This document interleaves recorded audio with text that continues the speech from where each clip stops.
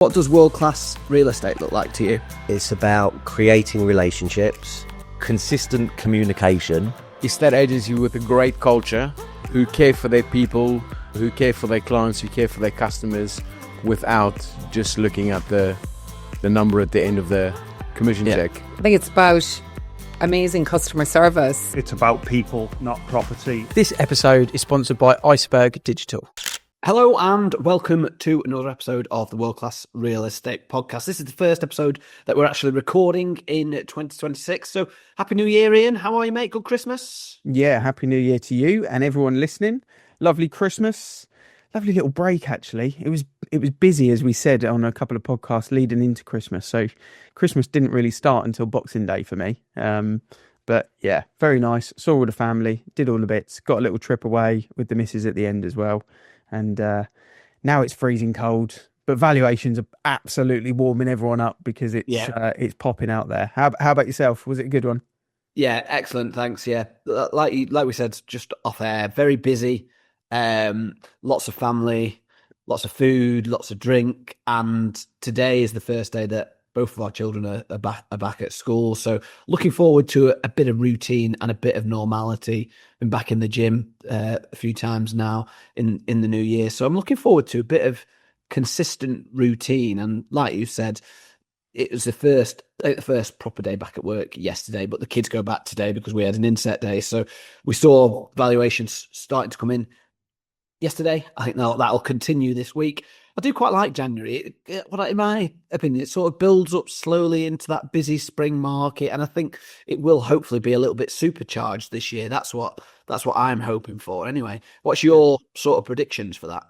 I mean, I've said all the way that I think the budget stopped people moving. Yeah. So I'm expecting Q1 to be absolutely mental with listings and a bit of a bum fight out there for sellers. I think it will be very, very much be a buyer's market in sort of the back end of Q1 going into Q2, but floods of listings I think we will see, which is great because then it's down to the agents to really be sensible with their pricing and make sure that those listings are turning into pipeline, turning into profit. It's not about market share for me in January. It's about listing good quality stock that's going to make your time and energy efficient, your teams efficient, yourself efficient.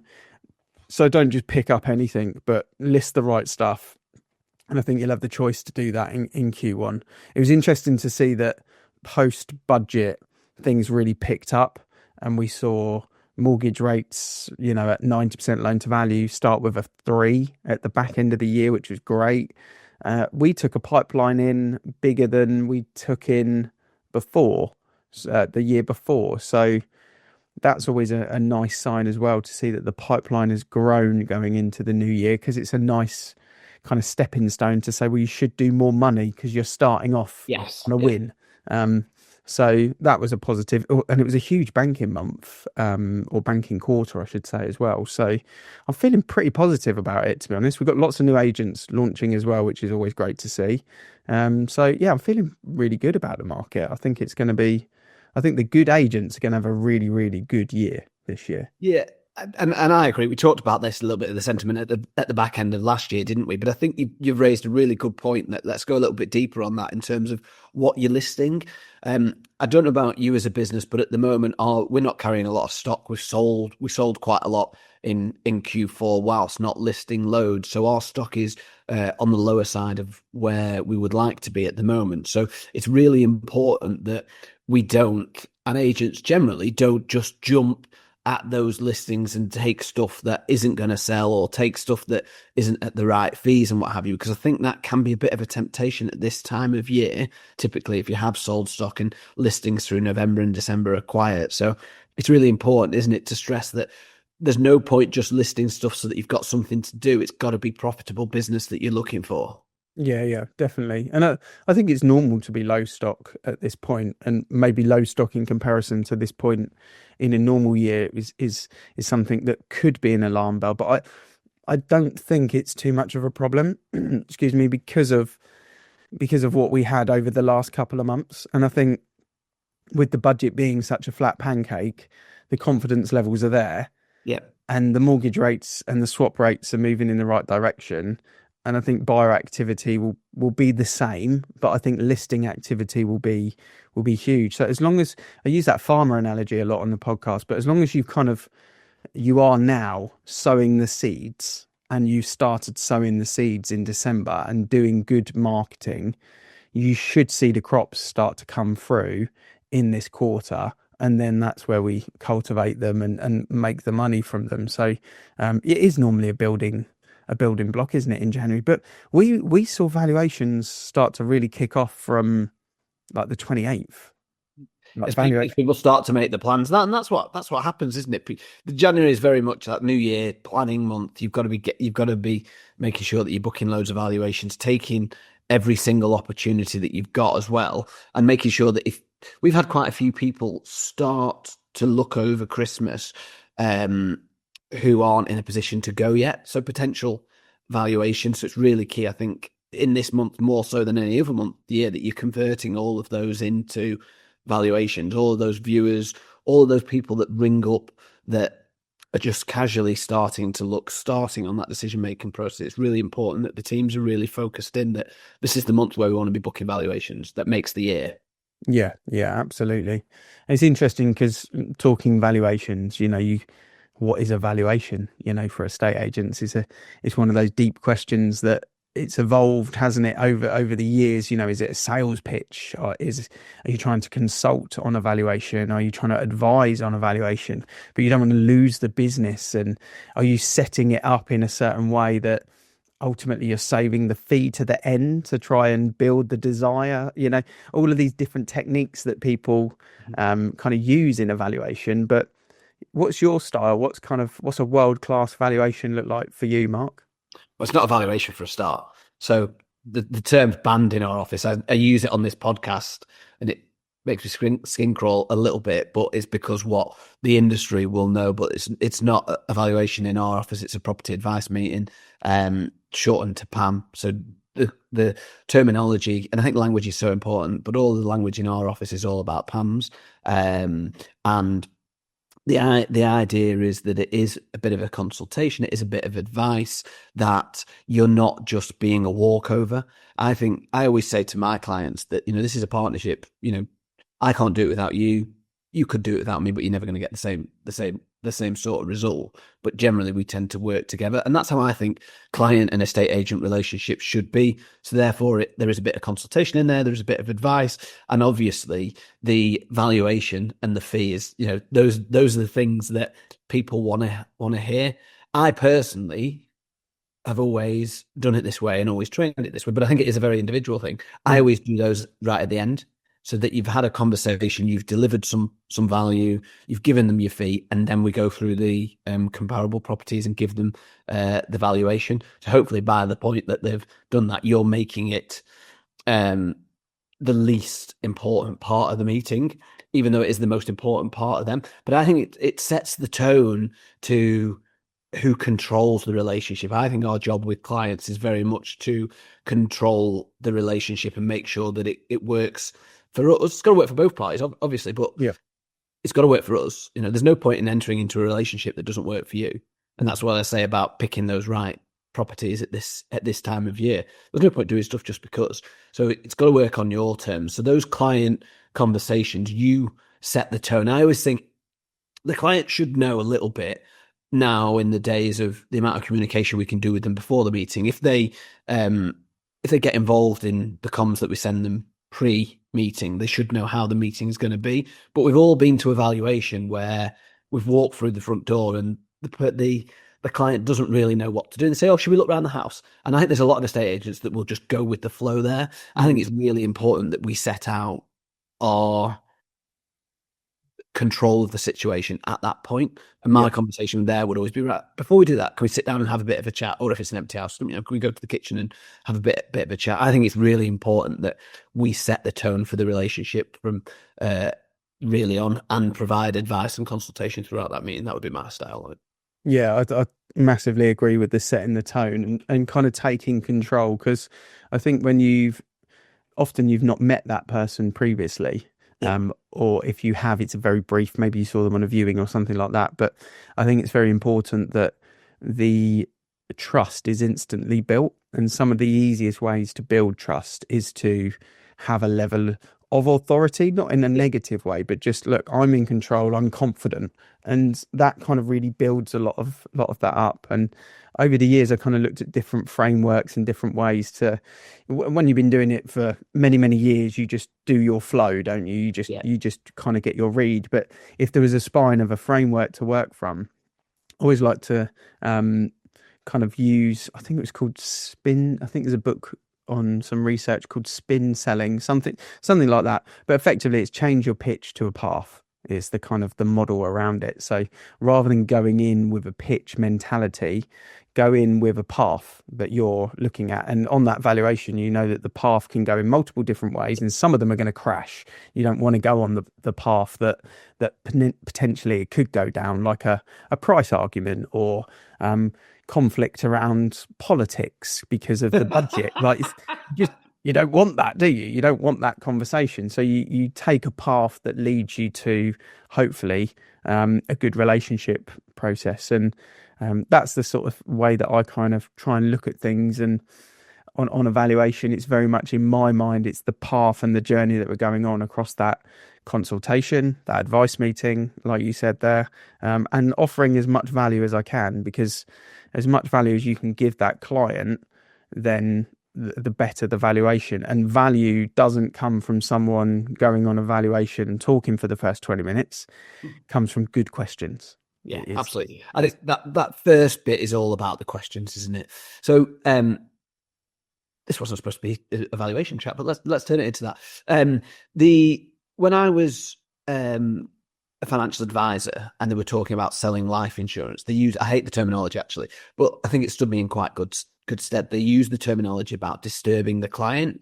So you've got to challenge the client to consider what would happen in the event that they died or suffered a critical illness. So that's like the financial advisor, and they call it disturbing the client. I think as estate agents, we also have a bit of an obligation to disturb the client in a certain way to find out what their pain points are. So I always ask the questions about how their experience has been, what have previous transactions looked like, or if they haven't transacted, what are their concerns about going through this process? Because we do this every day. They do it once every 10 years. What was the last thing you did 10 years ago that you remember in depth? It's very unlikely that you do something every 10 years and remember how it goes. But if you start to disturb them a little bit and learn about it, then you can prompt some memories. Oh, it was a nightmare. The house sale fell through.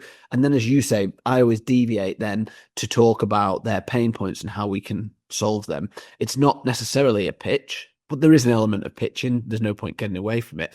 But I also think that when you're talking about valuations and when you are trying to train people within your business to go out and conduct valuations, you've also got to allow them, in my opinion, a certain amount of freedom to do it in their way. Because I think, and I always say this to our team, the way that I present will be very different to the way that you present. There's no right or wrong. It's got to fit with your style. It's got to be natural. But there are certain elements of it that have to come into every pitch. The layout, the format of it has to work in the way that I think it should work. But the way that you do that is, completely up to you. So I think different valuers, sales managers, whatever term you want to use, will have their own styles. And I think it's really important that they have the opportunity to present in their style as well. Yeah, I agree. And I think it's really nice in that opening meeting, like you say, to have good questions that set the scene. What's the situation? What is the scene? And when you get that level of information and you can kind of identify, like you said, the problems, the concerns that they've got around moving, getting a mortgage, whatever it may be. But once you understand what their big concerns are, then you can make the problem matter. And I mean that in the nicest way for us, because whatever the risk and concerns and the friction is around someone moving home, that is the bit that you want to lean into and almost highlight that, yes, it is a concern, and repeat that and highlight it back in your own terminology. So good phrases like, so what I'm hearing in my mind is, and then kind of have that repetition back so that you're confirming it. It's a nice way to build trust. But if you make the problem matter, you can answer the problem. And that's where you kind of almost get them to, at the end of it, the perfect valuation is if they can kind of define the win through your services effectively. And that's that path that I try and sort of go down. But it's nice to have that basics of framework. There is something, I mean, you must have sat on some valuations with people over the years and sort of listened in and stuff like that. I know I did when I was at the Independent, and, you know, you kind of get some cringy moments, but being yourself, like you said, is such a win and such a strange thing in sales, because, you know, when you get a sales call or something like that, you just know that that's not their voice sometimes, and it puts you off. Yeah. Like it's a bit higher pitched, or it's a bit fast, or, you know, machine gun questions, you know, those sort of things are quite off putting. And I think, like you said, we didn't plan to kind of talk about valuations this morning on the podcast, but it's going to be really important, because I think by being clear and not vague, you know, in how you go across your structure with it, and being yourself and being authentic and building the value for the client is really the ultimate thing. I think it's also really worth remembering as well. You talk about being yourself. Our values are on the wall behind me here. You can see the top one, authentic. That's so important, because otherwise you're going to trip yourself up at some stage. But I think it's well worth remembering that people want to be led. And I think in my younger years, I was perhaps a little bit scared of that, a little bit hesitant to take control of this situation and lead people. And then maybe it comes with experience or confidence. But I think it's really worth remembering that when they haven't done this for so long and we do it every day, people want to lean on our advice. And that's one of the reasons that you're there. Provide lots of value through the advice, but also it's really important to take control and lead them, as you say, down the pathway that you want to go, which will help them achieve their goals. But you're not going to know that unless you ask the questions, what their goals are and what's important to them, and, you know, why are the reasons that they're moving, what are the timescales they want to achieve, all of these sorts of questions, which you'll have in your armory, no doubt. You've got to make sure that you're asking them, in my opinion, in the, you know, first sort of 10, 15 minutes of fact finding of a meeting, to try and establish what's important to them. Because if you just go in, walk around the house, then pitch, I would say you're never going to win the business. That would be my opinion of it. You know, who wants to sit through a sales pitch that isn't tailored to them?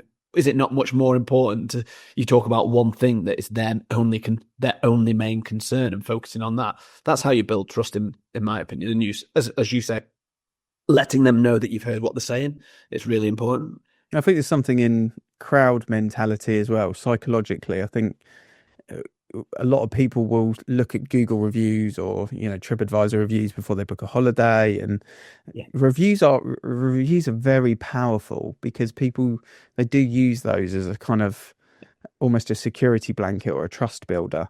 But when you're in the valuation, by asking those good questions and setting the scene and getting the situation right, it also gives you the ability to then almost case study other people's circumstances. We all go on evaluation and we say, right, we sold this property, but that's great. But what about the individual circumstances? So, you know, if a client's looking to do X, Y, and Z, and you know you've helped 5 other clients in the last couple of months in a very similar situation, to talk through, you know, Steve and Jan that you did help, that actually had the same age kids, that went on the same journey, that wanted to do something very similar, and how that circumstance unfolded for the family, is much more powerful than showing that you sold the one round the corner. We think that's powerful because we think we sell houses, but for the person, it's the move that is. We move people, not sell houses. That's really important. People part of it. Keeping the people part of it front and center, I think, is a really important part of any valuation. And I think as an industry, if we could get away from referring to houses as addresses and rather talk about people, I think that would be a massive step forward in what we do. And we're guilty of it. You know, somebody might say a certain client, and you struggle to think of it. You talk about the house and think about it straight away. It's the wrong way around, really. Yeah, it's a funny one, that crowd mentality. I said to you off camera, we just come back from Prague on Sunday, and obviously it's a very tourist city, So there's all sorts of different cultures there: German, Chinese, English, American, or everything there, Italian, French. But one of the things that I found baffling was there is certain places you walk past, and the 90% of the places you could walk into, get a seat, or walk into the museum or wherever it was, just walk straight in. But then there was like 4 or 5 you walk past, and there was a massive queue, like huge queue. And one of them was this book tower, and this it's a social media clip. Basically, you're queuing to literally walk in to the archway of the book tower to get the photo and walk out. There's nothing else to see, but went all the way around the building just to get the photo of the front of it. But you can actually walk into the museum and get a photo on the side of it, around the back of it. You didn't need to queue at all, and it's the same for a couple of coffee shops and things like that. And I sometimes look at the queue and think, are you just queuing because other people are queuing and you don't want to miss out? And I think there's a bit of psychologically, psych in that, where you just go, I don't think you're queuing because you really know what you're queuing for. Yeah. I think you're just queuing because everyone else is queuing. And it's amazing how the brain works, isn't it? With that sort of powerful thought of FOMO, effectively. Yeah, people follow people, don't they? I think that's, taking it back to agency and valuations. It's a really good question to ask. Just ask for referrals, asking who else they know who's considering moving, whether that's on a valuation, whether that's on completion, or any stage throughout that process, because inevitably that crowd mentality works with clients. They'll be moving because somebody they know's moved, or because they're the first in their if they're the first in their friendship circle that's moved, then their move will trigger other people to think, oh, that really worked for them. Could that work for us? So it's a really great question how you can use the crowd mentality by selling stories, but it's a really great question to put into your question bank if you aren't already using it, about referrals and trying to build business, because there's no better valuation than one where you've been recommended to somebody. Yeah, I mean, if you've got 2 agents going on a valuation and they're both very good, and they're both very good agents, and the client has called one of those agents out because there's a sold board opposite, and they don't know the homeowner of that one, but they just see the sold board, and then the other agent is called out because one of their friends used their services and they were highly recommended. This, unfortunately, as much as agents think, the sold board becomes irrelevant, because the footstep of trust is already way within the client. The client that's got the recommendation, the seller that's got the recommendation, that agent's on the front foot straight away. And as an agent, you'd walk in, you'd go, look at that sold board there, and you'd walk in the door feeling pretty confident. Yeah. But you've probably got no chance if the other agent's done a good job because they've been highly recommended by a person. Then they're going to win it ultimately. That crowd mentality is bonkers. Is it funny? I'm doing sales training session today actually, and it's not sales training, but it's not for avocado. It's for 2 of the other businesses. One of the phrases I put in there was the phrase from the podcast the other day about enthusiasm being the baking soda of life. Yes. It's just so good, and I just really enjoyed it from Regina. And that episode, if people haven't listened to that episode, go back and listen to Regina's episode, because there's some absolute golden nuggets in there. She was great. She absolutely lives by that quote as well. You could see in the energy that she was giving off. I think that's probably one of my favourite quotes of 2025. It's, like you say, it's really powerful. Yeah, and I thought I'd sort of link that back round to there's so much value from the episodes last year. Obviously, we've promoted the book, the work manual, the annual manual. You've just finished the last few chapters because obviously we wanted the full year. It was in the industry press, as a bit of an announcement, and we're going to be talking to Kirsty Franks next week as well about linking it back to a breast cancer charity for that aspect of things as well. But we've had quite a few inquiries about getting the book, so thank you to everyone that has done. We will be finishing it off very quickly and then able to get it out very soon indeed for people. But the last couple of chapters, reversing and going back through them, any little summary key takeaways that kind of flashed you back into memories where you thought, oh, bit of gold there?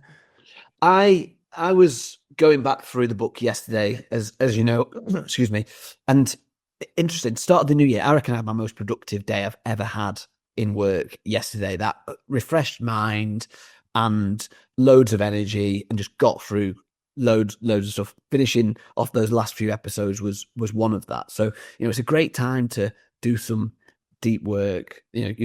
Prospecting is really important at this time of year as well, but it's a great time to be really productive, I think, after such a break. But to answer your question, yeah, I was looking back through the pages and looking at some of my favorite episodes of last year. The one that came out last week was a really great chat with Matt Baldock. That has previously, he's been one of our more popular guests throughout the times that he's been on the podcast. And that was a real discussion around culture, really actionable stuff for people to go. So that's in the workbook now as every episode. I would say 95% of the episodes are in. Some aren't particularly relevant if they're too time sensitive, but that was a really good one. Royston's, when he talked about the 7 habits that will either kill or allow a business to prosper, that was a really good episode that you could run that episode and run that training with your team at any point throughout any year, was the thing that I sort of thought when I looked at that. But we finished it now. It's probably a little bit longer than I thought it would be, having finished it.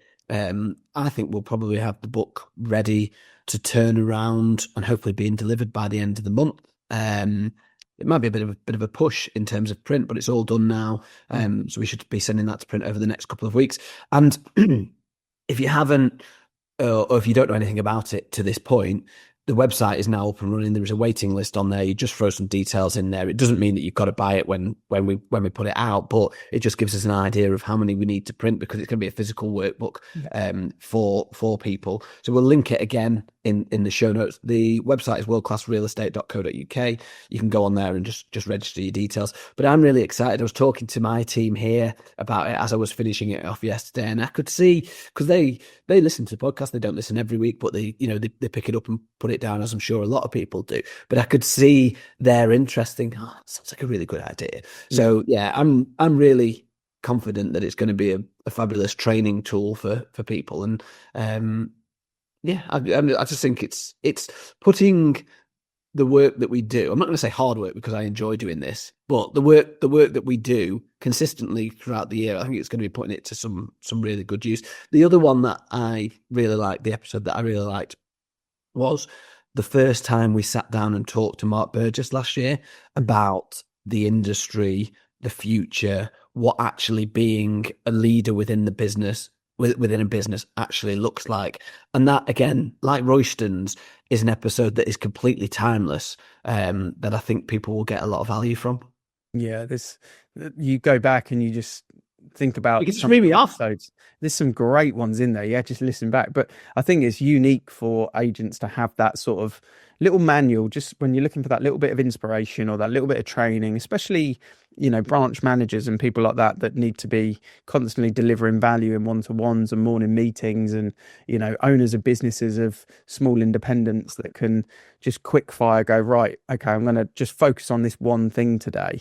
And it's strange, actually, because me and my wife were talking about a couple of habits for the kids, and you got this like checklist. She's like, I'm going to get the star reward system back in play. And I was like, well, it didn't really work last time. Why didn't it work last time?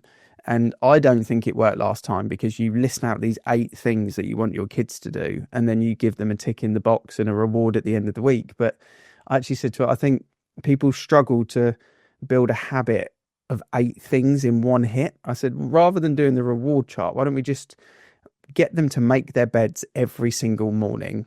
And once they've locked that in as a habit, let's move on to the next thing.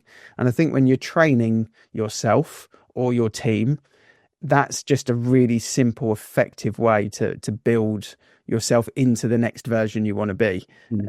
That for me is kind of the great thing about this book, is you've got basically something you could work on with people for every week of the year that's different and inspiring, and the framework is there for you to crack on with it. So yeah, that's the book plug anyway. I think there'll be some.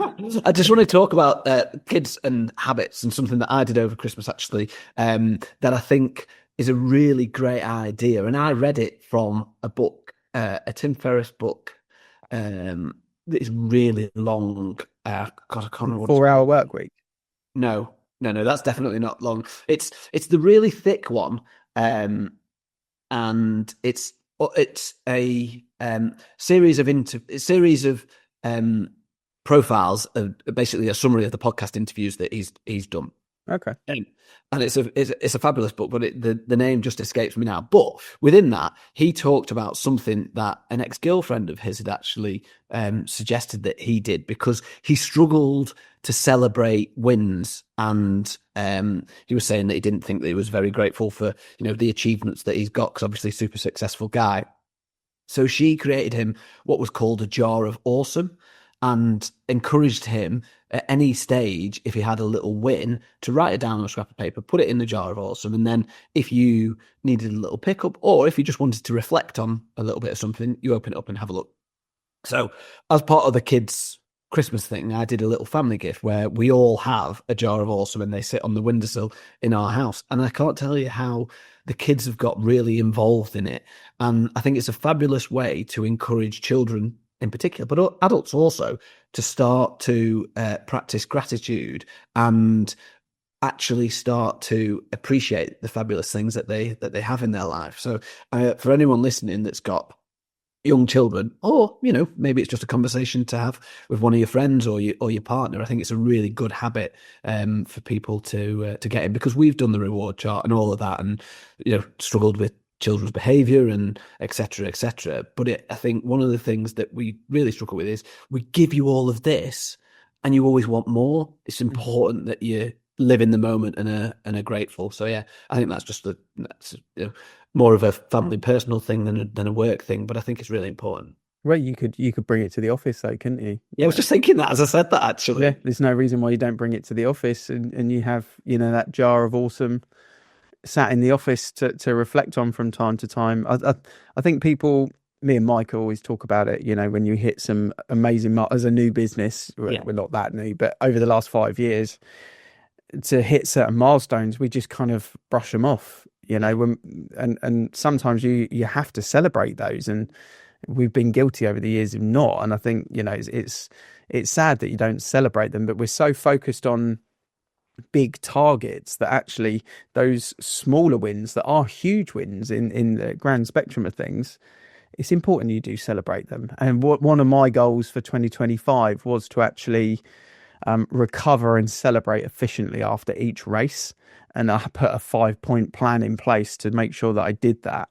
And that made a huge difference to me last year, actually celebrating a big result and rewarding myself with recovery and rest. And that's something that's now become a habit for me, following each race and how I plan for each race. So, once they become a habit, it's such a good win. I know you've had your fitness journey last year where, it's become a real habit in the gym. And I know you mentioned that people have even mentioned it to you in the gym. That's like a jar of awesome tick in the box, isn't it? That's now become a habit. I'm in a fast at the moment, by the way. Oh yeah, nice. How long? Getting towards 40 hours by the end of this podcast. Going Alex Russell that we had on. Yeah. You do it each year, I think, don't you? Yeah, well, I try and do the 48 or the 36 frequently. The 24, I do that. If I've had a big weekend, I just skip Monday, basically. It's pretty straightforward. But yeah, this is a 72 hour. There's a whole group of us doing it. A few agents, shout out Rob Brady and Alex Russell, like I say, that are doing it as well.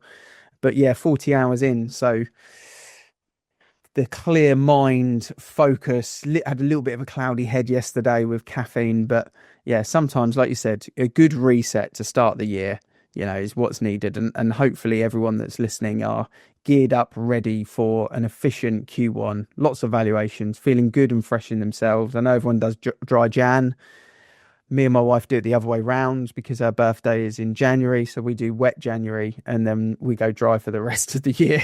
It's basically how we do it because we don't really drink. But yeah, hopefully everyone in the estate agency world is going to have a really good start to January because I think it feels that way from a market point of view. So yeah. The market feels really good. I like my birthday's towards the end of January. My son's birthday was a few days ago, so I quite like January as a month. You get the ability to kickstart the business and build some great habits. Just one final thing, one final question for you from me then. Just you mentioned there about goals for last year and habits and what have you. Any tips for anybody if they haven't yet made any goals for 2026? Because of course it's not too late. You know, there's a day in some bullshit day in January where the media say, oh, everyone's given up on their New Year's resolutions already. I don't think it's ever too late to set a goal. But what would your advice be for anybody if they are struggling with the goals or if they haven't set any yet? I mean, I've for the last, I don't know, 8-9 years, I've put my goals in my phone in the notes, and it's something that I just habitually flick back onto. And I really enjoy the process of looking at last year's goals and how did I get on with last year's goals? How did I not? I did a LinkedIn post start of the year or the back end of December around that as well, actually. But I really enjoy that process. And for me, I've always had this like trilogy of health, wealth, and family. So my goals are geared around that. And last year I did two on each subject. So 6 goals and then a bonus smash goal. Because the years before that, I found that the third goal that I set in each category, I maybe forced it and it didn't mean much to me, and therefore I didn't hit it. So I tried with 2. And interestingly, I still hit the same percentage if you looked at it percentage. So what it is showing is what that one single important one is to you is probably the one that you're really going to go and hit. Because I hit the first one in each category, and then the business one and the wealth one last year, which was actually a big focus of mine, personal wealth. I hit both of those, but actually the fitness one, I missed the bonus one, and I missed one of the targets that I'd had it around fitness as well. So, yeah, interesting on the goal side of things, but I think you just have to. I've normally got mine set before January. Yeah. I haven't set mine this year yet. I've done 1 out of the 7 I'm going to do. And I think that's partly because I haven't had the time yet to sit down on my own and actually really think about it. But also I'm not quite set on what I want to do this year. Yeah. So I don't think it matters when you set them, but when they're locked in and they feel right, that's when you can do it. And maybe you want to get January out of the way and see how the land lies, and then set your goals from February onwards for the last 11 months of the year. I don't think that makes a difference, but they have to mean something. You have to really have them that they mean something. So I'll report back. Have you got yours set? I have. So the way that I do it is I set some goals at the start of the year, and then I write it. I get up before everyone in the house and I write down my goals in a diary, and I write it out every weekday. And that's really been something that's benefited me, because my mum always encouraged us to set goals as a youngster. Me and my 2 siblings have always done that, but I've sort of done it and forgot about it. So the process of now writing it down each morning has been very effective for me in terms of helping me really focus on those goals. So I think it's important that people remind themselves, whichever, whether it's in your phone notes, whether it's writing in a diary as I do. I think that's really important. I've got a broad set of goals done. I actually just need to finalize a couple of them. And I don't know whether I started doing this last year or it's always been a thing, but I could split mine into wealth, health, and family as well. My fitness goals, interestingly, like yours, I missed my fitness goal last year, which was a CrossFit related goal, or one of them I missed. One of them I hit, one of them I missed. So I think it's important that the goals aren't always really easily achievable as well. But I missed it by, I'm probably going to do it this month. The wealth goals, I hit personal, we missed business.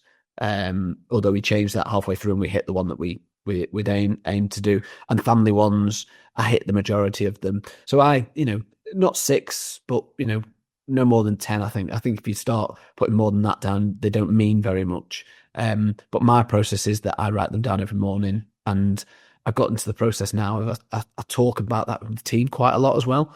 We had a new starter yesterday. I had a bit of a conversation with her because we're going to firm up our business goals in about an hour. Not our business goals. We're firming up our business and personal goals as a team in about an hour. We had a session on that before Christmas, and then we always give people a bit of time just to sort of finalize them and crystallize them in the head. So I'll be there by this time next week, and that what I write by that time in my diary will be what I write all year. So yeah, I think it's really important that you do go through that goal setting period. And as you say, I don't think there's any specific time. People do it in January because it's that cleanse, that refresh, but don't think because you've not set any by the time you're listening to this that it's too late, because it's definitely not. Yeah, and I think when you reflect on them, I think that's a big part of the goal setting, is getting to the end of the year and having the ability to put the goals that you hit in the jar of awesome, Yeah. like you mentioned earlier, but really kind of congratulating yourself on achieving them. Some of the ones that you don't hit is, okay, I didn't do that, or I didn't do that, but like, I talk about the fitness goals and you talk about your CrossFit. My bonus goal was to run 2 very fast times in the half marathon and in the 10K. But I'm not a half marathon 10K runner. I just wanted to do it because I'm at certain bench points. I've got a 91-minute half and I've got a 40-minute, 40-second 10K. So I just set those goals because I want to just be a minute quicker to get under those. But actually, they didn't mean much to me. And what I did do this year is I absolutely walloped my 50K and my 50-mile PB. And that's more what's important to me anyway. So sometimes it's good to actually pivot on a goal as well. And if it's changed and it means a bit of change and a bit of tweak, then do it and focus in on the stuff that means something to you. So yeah, sometimes we can beat ourselves up about them, or I don't think you can set the North Star, the really big one, too high. I think it's always good to go for one massive one that you just kind of, I'd love to do that. And that might be a 3-year project rather than a 1-year project. But yeah, goal setting's fun. I enjoy it. It motivates me. We've got our kickoff meeting on the 21st of January, actually. And we've got a Paralympian GB gold medalist coming in to actually talk about resilience and goal setting. So I'm sort of half in the back of my mind, I think, saving that process until I've heard her speak and heard her modelling around resilience and goal setting. So that'll be quite insightful as well. But yeah, new year, let's go.